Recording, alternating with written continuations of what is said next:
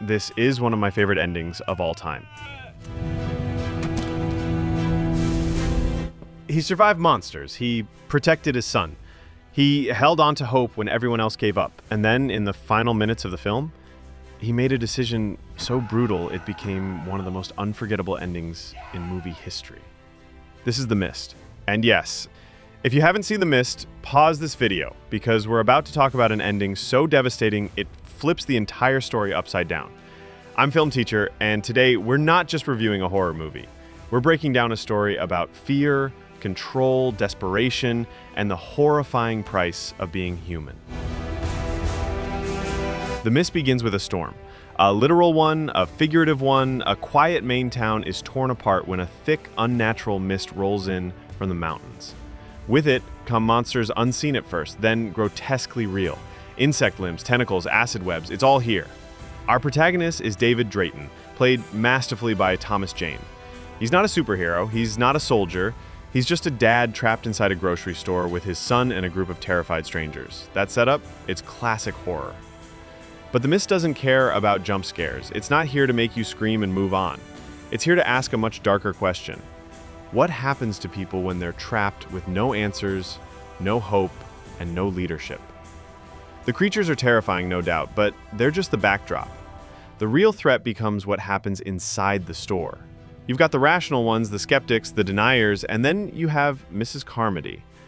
She's not just a Bible thumper, she becomes a prophet of fear, of vengeance, of apocalypse. It is this kind of hubris that brought the wrath of God in the first place. And suddenly, she has followers. Because in chaos, people crave certainty, even if it's soaked in blood. That's what Darabont and Stephen King get so right. The monsters are a metaphor. The real disintegration is human, the breakdown of civility, morality, and sanity. It's Lord of the Flies with tentacles. David is our anchor. He keeps people calm, he makes hard choices, he keeps his son safe, he represents reason, strategy, courage. But even he starts to crack. Because in a situation where logic fails and monsters kill without mercy, hope starts to rot. He sees good people die, he sees trust erode, he sees a community turn into a mob. And when it all falls apart, he escapes with his son, a few survivors, a car, and 4 bullets. Let's talk about that final scene. The one that left audiences broken, divided, and completely silent in theaters. David runs out of gas. There are 5 of them in the car, he has 4 bullets. You don't see the killings, you just hear the silence that follows. And then, the mist clears. Soldiers roll in. They were moments away from rescue. David falls to his knees, screaming, shaking, shattered. That moment, that's storytelling at its most unforgiving. And I'll say it again, this is one of my favorite endings of all time. Not because it's cool or edgy, but because it dares to end where most films would have flinched. Let's break down why this ending hits so hard. It's morally complex. David isn't a villain. He made the only decision he thought was left. He's emotionally grounded.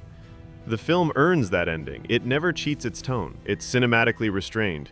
No over-the-top score, just silence, guilt, a gunshot. Stephen King himself said this ending was better than the one he wrote. And honestly, he's right. Because The Mist isn't a survival story. It's a story about how far people will go when they believe they've run out of hope. That's what makes this film so rewatchable and so painful. You ask yourself, would I have waited longer? Would I have believed in a rescue? Would I have let my kids suffer? The horror doesn't come from the monsters.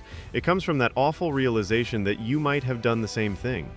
And that is why this ending will always haunt me.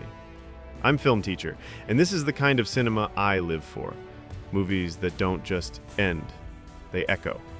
If The Mist hit you as hard as it hit me, let me know in the comments. Like this video if you love endings that hurt the right way. And if there's another film with a final moment that shook you, drop it below.